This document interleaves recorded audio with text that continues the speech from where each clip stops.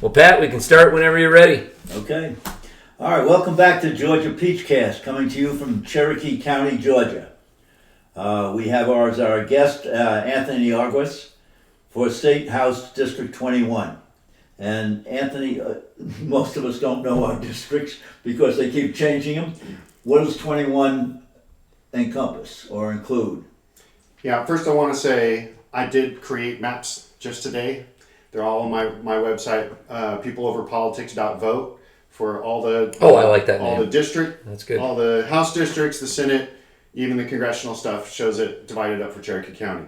But 21 is the east side of Woodstock, Holly Springs, goes up Hickory Flat, and then has some really weird shapes that go up to the very corners of Cherokee County. Okay, all right. See, sometimes I wish they would just put a grid right over the map, and then that was it. What did you do with the maps? You just put it on your website? Yes, there's an elections area, and I mapped out all of the House, Senate, and Congress districts on Cherokee County, along with some landmarks, some things for reference, neighborhoods, stuff like that. Fantastic. And I put all the candidates' And names on there. we need that. The ones that you go online and the state stuff, you can't really get the specifics of some place. Sometimes you're just not there and you can't tell. There's no. Yeah, you have to go to my voter page, and then you got to look it up from road. there. Yeah. All the roads that we generally know don't seem to show up on it. Well, it doesn't help that Highway 92 has like 8 names between here and Alpharetta. I know that. Also, That's what I'm saying. I put everybody on there. Yeah, It's yeah. not just the people I like. Right. Yeah. No, that's all right. Yeah. All the candidates who are running for those districts are on there. Good. Yeah. Good. I'll double. I'm glad that. Yeah. Please, that's the people hopefully who are checking on will need that as much as I do. Yeah, and what was the name of your site again? Peopleoverpolitics.vote. Okay, fantastic. Okay. I like that a lot. Got that one. That's good. Yep. So tell us a little bit about yourself. Let the listeners know who you are, where you come from, and Yeah, so I grew up in Southern California in the desert and went into the Marine Corps. I was only in the Marine Corps for 4 years, enjoyed the time I spent there. And when I left the Marine Corps, I came straight to Georgia. That was in like December of 2000. okay. And that was mainly just so I could actually interview places in person. There's a longer story about I had one lined up and they backed out because they hadn't met me in person. I'm like, well... Oh, so you were interviewing for jobs? Yeah, I was interviewing. So I got out. We had relatives here, so moved here, got a job within 2 weeks. Yeah. Thanks to the experience I had in the military, and had a great tech career since then. So just very briefly, I specialize in data visualization, security, automation type stuff. I've got patents and awards and presentations. Published a book. Right. Proud of that as a career. And, I guess that kind of leads into now, I guess I should say more family type stuff, right? I've been married for 30 years. Okay. Raised 2 children in Cherokee County. Fantastic. I have a grandchild. So, you look too young for that. Yeah, that's what I did. So that running is really working for you. I started young. Yeah. But yeah, I am about to turn 50. Okay. So I'm not. You guys have been busy. Yeah. That's awesome. No, a lot of people like me in my generation, we started much later than that. So and it's everyone's choice. It's just the way it worked out for us. Yeah, So- I don't regret it. So besides the technical career, if I'm not stuck to a computer, then I'm probably on some mats doing martial arts stuff. There you go. I've got 25 years of doing that across about 6 different martial arts, and I teach it quite a bit, including free self-defense courses for anybody who needs the knowledge. It's the kind of stuff I like to pass on to people. I think it helps. That's fantastic. What do you think is some of the first things you'd like to work on once you get into the house? Well, I have three big guiding principles for kind of how I operate everything. The first one is protecting people's rights, and I'll mention all three real quick. Protecting people's rights, protecting people's freedom of choices, and then the third one is just cost of living. And so the first one isn't first by accident. I see a lot of the stuff that's going on today where we have lost some checks and balances at the federal level.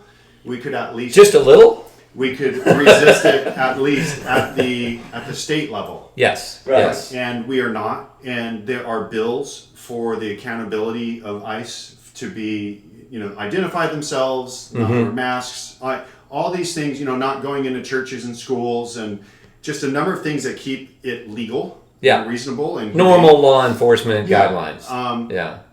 And those bills exist. Mm-hmm. They need more people to be there to support it. Yes.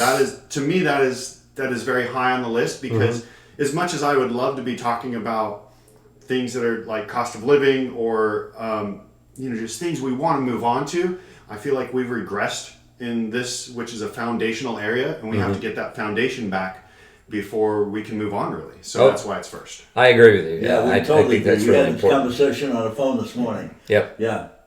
And that's actually one of the questions I was going to ask you is, when you look at your priorities, what do you see that we see going on in the federal level, with the rampant corruption that's going on up there? And how do we resist that happening to a greater extent down where we are at the state level? Because I see it since I've been here in Georgia for, since 1999. And for similar reasons as you, family. Like my wife's people are from here. And so she grew up in Kennesaw. And, just the changes I've seen in voting practices, for example, have given me great concern, and how the rules and laws of voting at the state level have impinged on people's personal freedoms and rights when it comes to voting. And so... But we have to, we some of the things we can do at the state level. And we need to, and that's a job in some cases or some places that we haven't done a good job, enough job getting people into the state local level area. And we can start to balance out some of the stuff that's coming down out of Washington at the state level. Well, and then there's the thing that I didn't even know about till I moved to Georgia, which is, who gets into office at the federal level depends on what's going on at the state level. And, I've become much more educated about how our government works in my later years. So, and it's really important for people to understand that, we need to be very aware of what's happening at the state level. So I appreciate what you're saying there. Yeah. Okay. So security and safety and people's rights, number one on your... Absolutely. Yeah. We're losing those. We've lost them. And that's somewhat a major problem. But it is something we can defend at the state level. The state can't fix the federal. However, the state can say, well, these are our laws. This is our constitution. These are our people. Right. And you're not allowed to cross these boundaries where those are concerned. Right. Like that, maybe you've given them up in other areas, or other states want to do that. I think that Georgia should be one that fights back and says, no, there's certain lines you can't cross. That's it. Yeah, and it's, the southern states in particular have always been, pro states rights people and protecting their states' rights. And it should be a bipartisan thing. It should be a consistent thing throughout administrations.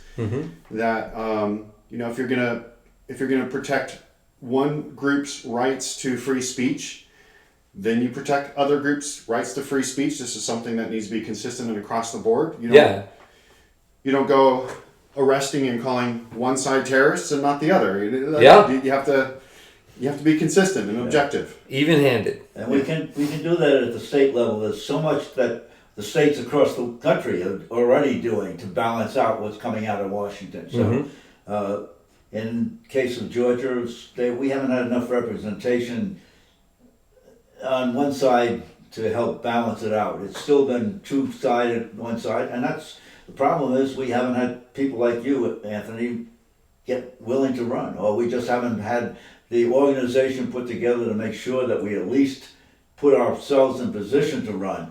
And I think, the Democratic Party finally has done a better job in that respect. Mm-hmm. We'll hopefully come out with a lot more representation at the state level, and we'll work on the other. So yeah. So you also mentioned housing, of course. Everybody is a major one. There's no doubt about it. How do you see that? It's a complex one, and I've asked several people around what the problems are. They don't even necessarily agree. They don't necessarily agree what the problems are, so kind of hard to fix it at that point.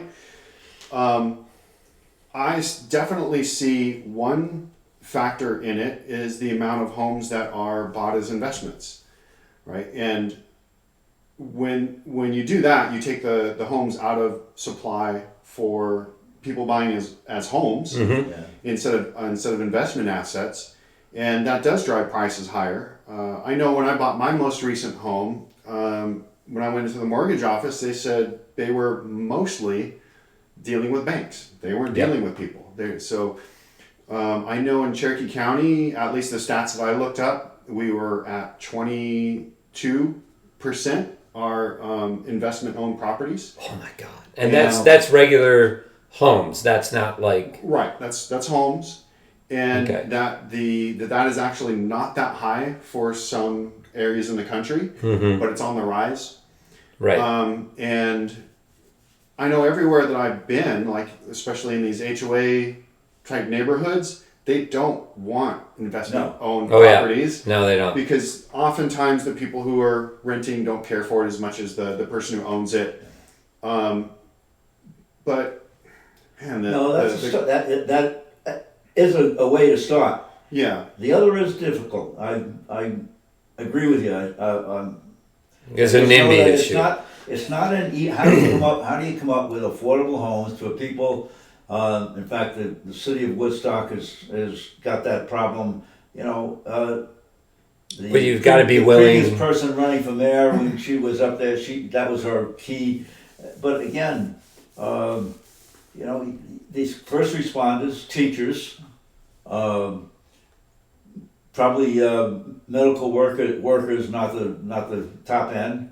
They have a hard time coming up to to $500,000 home. Well, yeah. I mean, my wife and I are both educators, and so we saw the housing market change drastically. Our home was $125,000 in 1999. You can't come near that. Yeah. Right now. What's crazy to me is all these apartments that are going up. They're also unaffordable. Yeah. Yes. It's like they will ask more than what it costs to get an older home. Yeah. A mortgage on an older home, and then they require 3 times that amount of rent. That's right. Just to walk in the door. Yeah. And that's supposed to be the more affordable option, but it's not. No. And the only way it comes down is if the housing prices come down. Yeah. Because they adjusted everything to the market. That's right. So they're competing for the same people. Yeah. It's I don't think there's a single solution to it. No, I know that building more inventory has to be because then you're increasing the supply, so that the demand should drop and prices should drop. I also know that people, especially in my district, are very protective of their property. Yeah. They don't want townhomes. They don't want anything that's more dense than they've got. Everybody's afraid that their nice 5-acre lot is going to have a nice set of townhomes next to it on the other 5-acre lot. Yeah. And I can understand that, right? You buy into a certain feel of an area based on how it is, and you don't want that to change too much. But all these things are tough to balance. The most obvious trigger that I see is aligning incentives for houses to be homes instead of bank assets. Yeah. No, and the research is really clear too that the more that people own homes in a community, you get less transient people, and people put down roots. They take care of things better, typically. Right. And all of those factors start to work together toward a more positive thing. As you say, Anthony, it's not a single a single area that you can point to specifically, and it's going to make a major difference. It's going to have to be a number of things that are going to have to be done over time. Well, I think we as an electorate need to realize that you need a range of housing units, regardless of what kind they are, that have a range of costs for the person who's renting or buying. And if you don't, then you have a housing affordability issue. And so, increasing the supply is a big part of that, but it's not just a supply of one kind of home. Right. You have to have a mix. Right. And that's just in recognition of there's varying levels of income in the body politic. And so, it's not an easy issue to fix. And cost of living the only lever isn't just to make things cheaper. People need to be able to make enough money to live in those areas as well. The fact that our minimum wage is below the federal minimum wage, which itself you can't afford to live anywhere on, is just absolutely ridiculous. I understand there's the argument of saying, well, these aren't meant for full-time adult jobs, but I'm not down for 100% child labor exploitation either. And everywhere we go, we see adults working these positions that can't afford to live there. It's not working out. Yeah, and we always have this idea in our society, in American society, particularly since World War II, that the kids grow up and then they figure out what they want to do for a profession, and then they move out and they live on their own. Well, if they don't have a place to live, they can't really live on their own. They have to be able to afford to rent a place on those entry level salaries. And like my daughter she's one of the lucky few that got a job right out of graduating from UGA last May. But it's still not a job that she would be comfortable affording a 2-bedroom apartment on. The starting salary is like $50,000, and that's like right above the poverty line right now. And so there's a big, like you were saying, there's an imbalance between what is affordable for housing for a young couple, for example, or and what the job market is allowing them to afford. Absolutely. So it's a tough nut to crack, but it's not an impossible nut to crack. That's if we're willing to work together across party lines and recognize the challenges together and come up with solutions together, we can definitely do that. Yeah. So. What are the key? Got any other ones that are hot topics for you? Well, so the one guiding principle that we haven't covered yet is the choices. I call them personal choices or informed choices. And this is a very broad category. Yes, it is. So to me, it's you practice whatever religion works best for you at a personal level. If you identify as whatever, you identify as a gender that's different in your birth, that's not an issue. These are your personal, your personal freedoms. And it goes across the board. Whatever you need between you and your doctor for your medical care should be between you and your doctor. This should not be government stuff. And it goes on and on and on. I understand. I'm actually maybe a little more libertarian than some when it comes to people making maybe choices I don't think are the most wise to make. I don't feel like it's government's responsibility necessary to protect people from themselves, even if we know for sure, hey, you shouldn't do this, or cigarettes are bad for you, or whatever. Those are still your choices. I think everybody needs to get the information that So taking cigarettes as an example, to me, one of the worst things about that was that when they first came out, they're like, "Oh, this is super healthy," and they're awesome. And Surgeon General recommends that you smoke early and often. Right. That's one of the worst tragedies in that whole thing. It's like, if you want to be forthright and say these things are going to kill you and your body, then that's a whole other thing.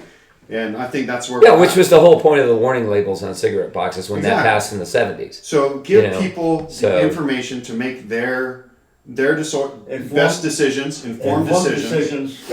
Right. And there's some areas to me that's really easy. People probably already have in their head which things they want their decisions on, whether it's I don't want to take a vaccine or something like that. Okay, here's all the information. I think you should have to see the picture of the twins, the one that was vaccinated against measles and the one that's not. And still, if that's what you decide, because you're like, I don't trust this company or the way that it was approved or whatever, I think it's still your decision, even though that wouldn't be my decision, right? These are personal decisions. Right. The one unique one that I would bring, I think, is I believe that all things AI or automated should be labeled as such. I don't think AI anything should ever impersonate a person. Yeah. That everybody should always know, okay, I'm dealing with automation or this was generated by AI. And then we can that's the informed part that we need to make a choice on how I'm going to think about that. I understand this is a deep fake, it's a parody, okay, fine. Right? But at least you know up front. Right. Don't pass it off as real. Yep. The phone calls you get, don't pass it off as real. I want to know that it's AI or automated and be able to say, no, I don't feel like talking to a answering machine today. I happen to have a very personal experience that's only 2 weeks old. I'm in the Tampa airport. Got there, all of a sudden there was a backup because of the bad weather coming out of Atlanta, so the turnarounds were running late. I was going to have, I was there 3 hours early, and it was going to be another hour of delay on my plane. So I got on the phone, I got in line, thought I'd get waitlisted on the earlier flight, and there were 12 people in front of me. I gave up. I said no. So I called Delta. I've been at Delta for a long time. So I called my Delta private line for my platinum position. And what comes on the phone, but this is Delta's AI. How can I help you? So they did announce it right off the bat. That's the kind of corporate responsibility that I want to see. Yeah, it is. Right off the bat, which was just new because it never had happened on that phone call, on that number that I called. But that was fine. Yeah. So what level do you have to get to now? Because I'm sure you were expecting a human voice, right? Well, I wasn't. You could wait, because what I did was then I hung up. I didn't think that AI was going to get me what I wanted. I needed somebody to do a little work for me.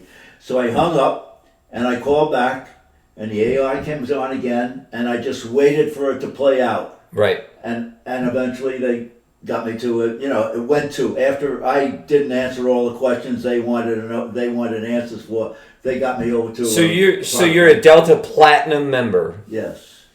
And I would expect you that as a Platinum member, you would get a human voice immediately. No. Right? That's the short line. The phone call. It's like, at what level do they have where you get a human being immediately? Is it like the unobtainium level instead of platinum? It used to be. It's changed. It's now AI. But I was.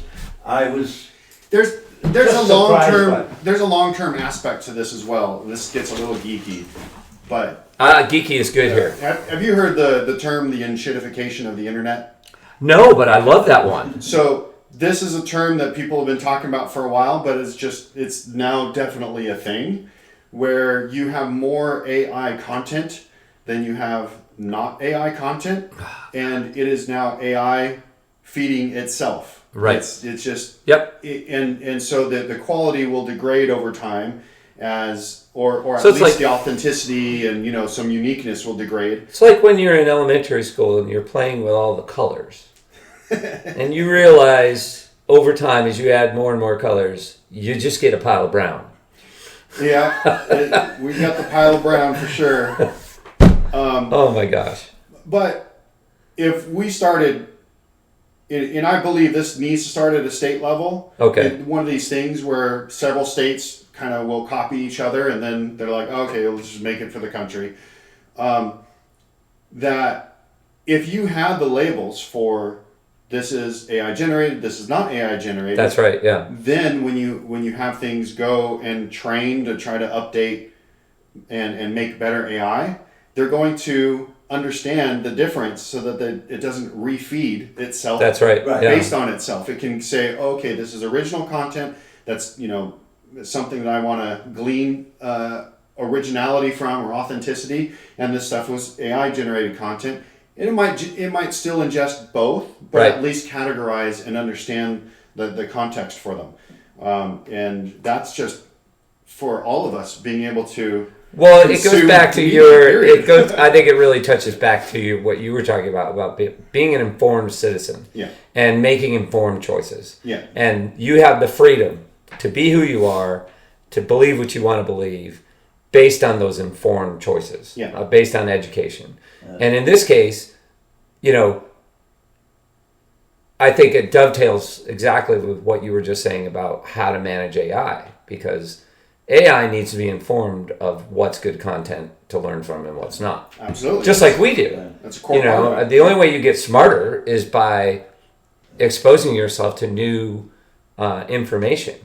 Now, that new information, quote unquote, may be new to you but old to the universe, but it's still new to you and it's authentic versus something that's just made up. Yeah. I keep repeating And so I think that dovetails into that. Yeah.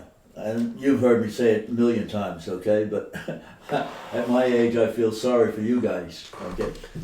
Plato felt the same way, so don't feel so bad. I got maybe another 10 years,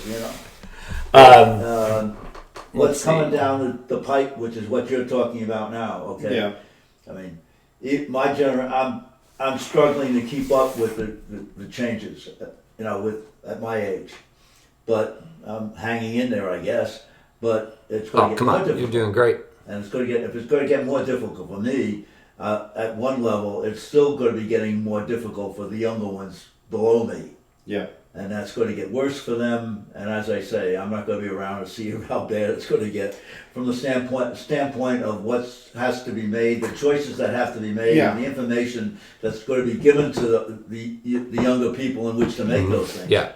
It's and then also from another perspective, this stuff is advancing super rapidly, and from part of my motivation of running is that I truly care about people, and we're going to need a lot of care for people as they are wiped out by AI, jobs wise, relevance wise. Yeah, we're going to have some kind of empathy, compassion for our constituents in order to see them through the transition. Well, you're bringing up a really good point, because it is. I think that's what's missing from a lot of our, one of the reasons I feel like there's such a disconnect between myself and my political representatiors is because that component's missing.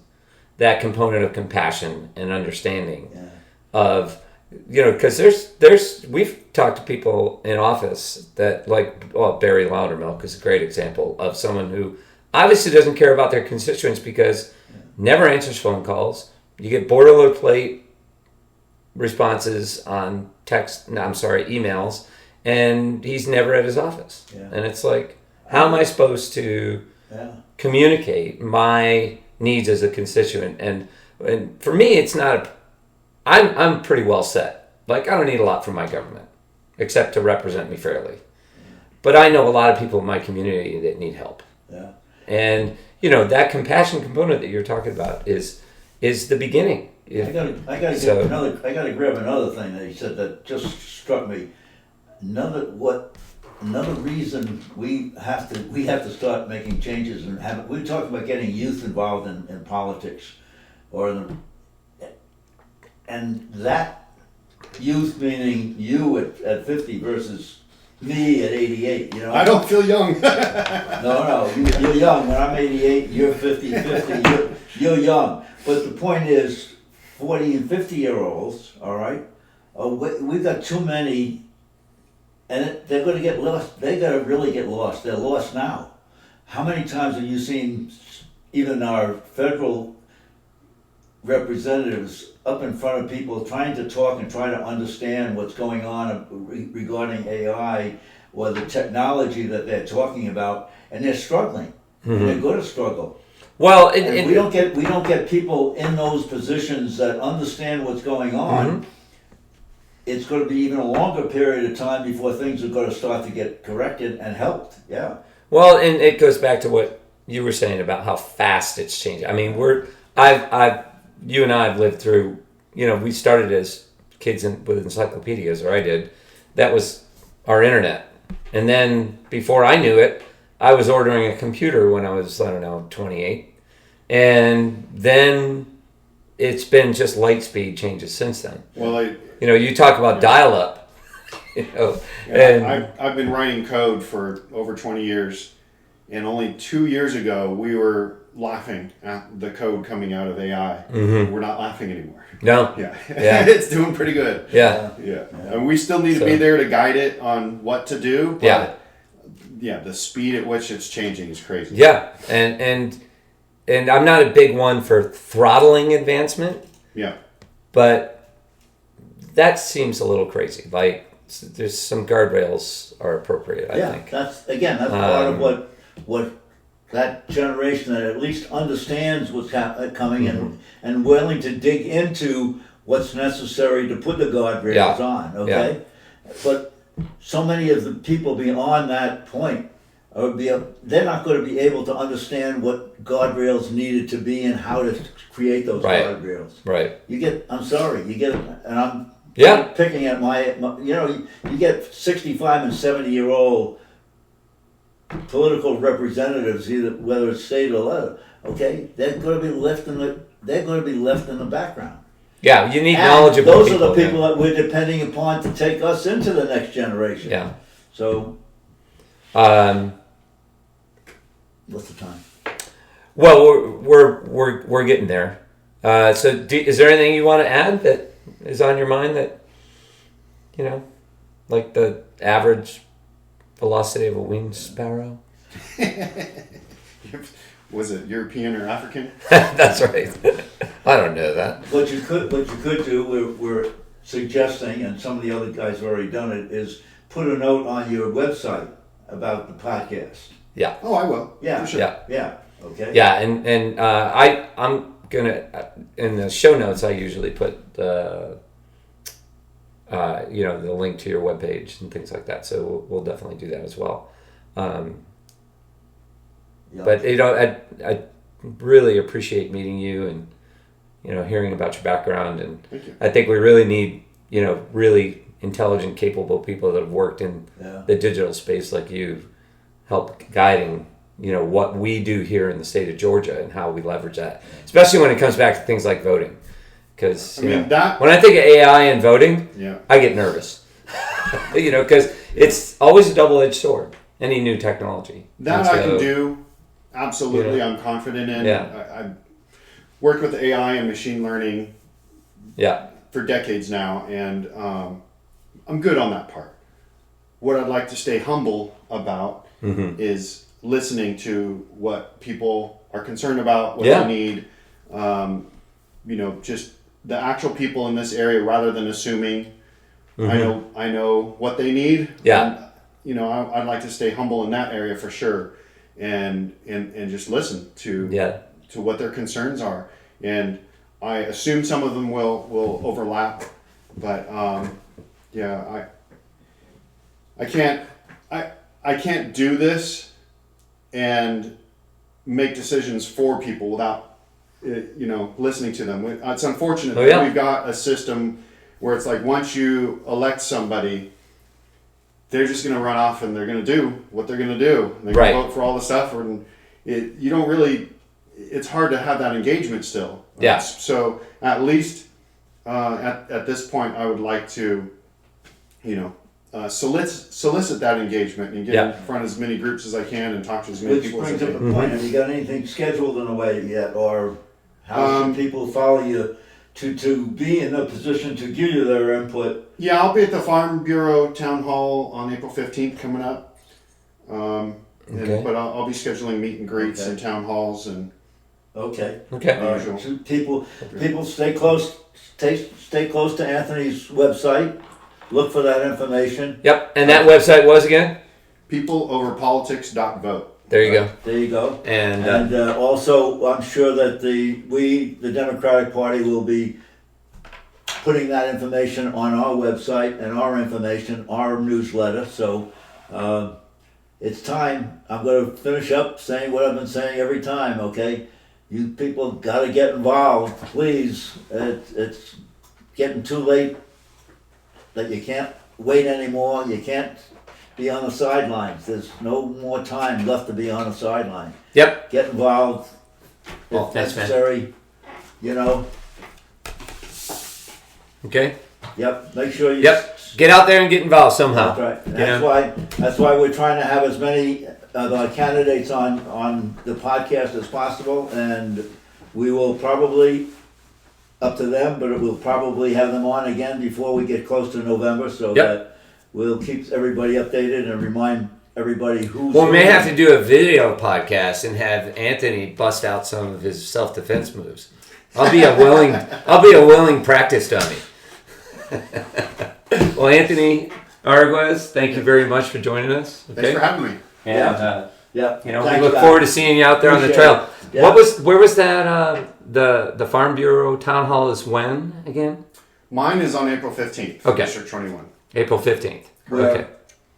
I know it's up in Canton. I forget what the. It'll be easy to find They online. usually been using the old courthouse, I think. I think it is. I think there's one There's one tonight. tonight. Yes, with the other guys. Oh, I would think love to they're start all- going to those. I'd be there if I wasn't here. Yeah. Okay.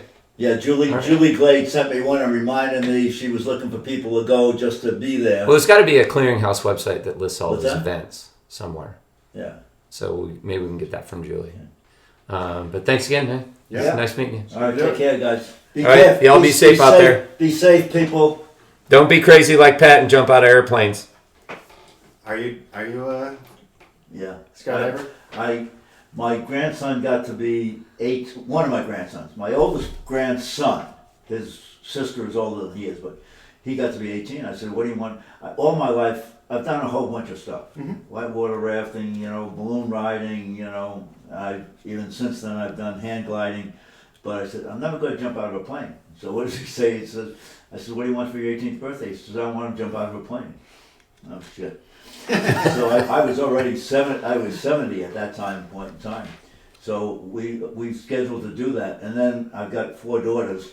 The oldest daughter, the one who I thought least would be active, she said, "Okay, I'll go too." So we actually had 3 in the air at the same time, 1, 2, 3. So I did it again when I was 80, and in a year and a half I'm going to do it again at 90. Oh, And I'm nice. looking forward to it. And I said this the other day. I said, "That's what my plan is. If I think I'm going downhill, I may do it sooner." No, I really got to I loved it. So instead of going out with a bang, you want to go out with a splat. I loved it. It's all tandem at this point in my life, But if I had known it when I was 20, if I had done that when I was 20 or 25, I would have learned how to do it myself. I just thought it was super, Yeah. Even the second time I did it, the guy whose back I was on, or I was on his front, I don't know. He gave me so he even allowed me to steer the square, which is what they are. The parafoil. Yeah. Now the other thing is, we missed, didn't see any, we went up to, militarily wise, okay? Band of Brothers. Mm-hmm. You know where they trained? Toccoa, Oh, okay. Georgia, okay? 2 years ago, a woman that I know from Colorado was a teacher, and she hooked up with a male teacher who was teaching at the Air Force Academy, the children at the Air Force. They met at a teachers conference 50 years ago, and they stayed real close and became family friends and that kind of thing. Well, he was 2 years ago. He was 102, and he was one of the Band of Brothers. So they flew him 2 years ago because they were going to train some of the actors who didn't jump, but they were going to train some of the actors to jump on the 80th anniversary in D-Day on June 6th, 2 years ago.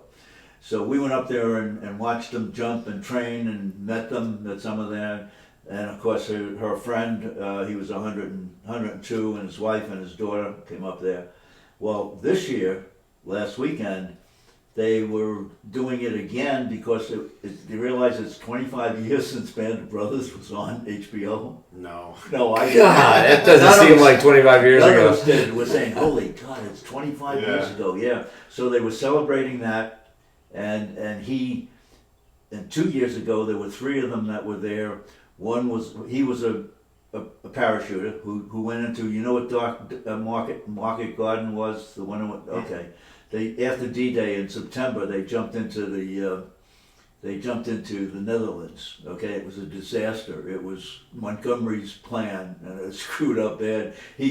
First day he jumps in, an 88, knocks him to his friend and partner thought he was dead, left him because we were already retreating. Germans picked him up, fixed him up, and he became a POW, and he wrote a book. Okay, but. He was there, he was 102, there was 101, he was a fire pilot at the Second World War, and the third one was 101, he was on Eisenhower's staff. Those 2 are gone. He's the last of living them. Paratrooper that trained up in Toccoa. At Toccoa, okay. In Toccoa. He's the last living one. He's now 103, turns 104. And I've all my life, Anthony, the other thing I said, not only did I say I wasn't going to jump out of a plane, I always said I was going to live to 100. On my 50th birthday, we had a great birthday. I actually sent out 4 invitations to my 100th birthday. My location is wherever I'm sitting, time of day as early as possible in the day, and so on and so forth. After meeting these guys, I've moved my target out to 102, 103. You can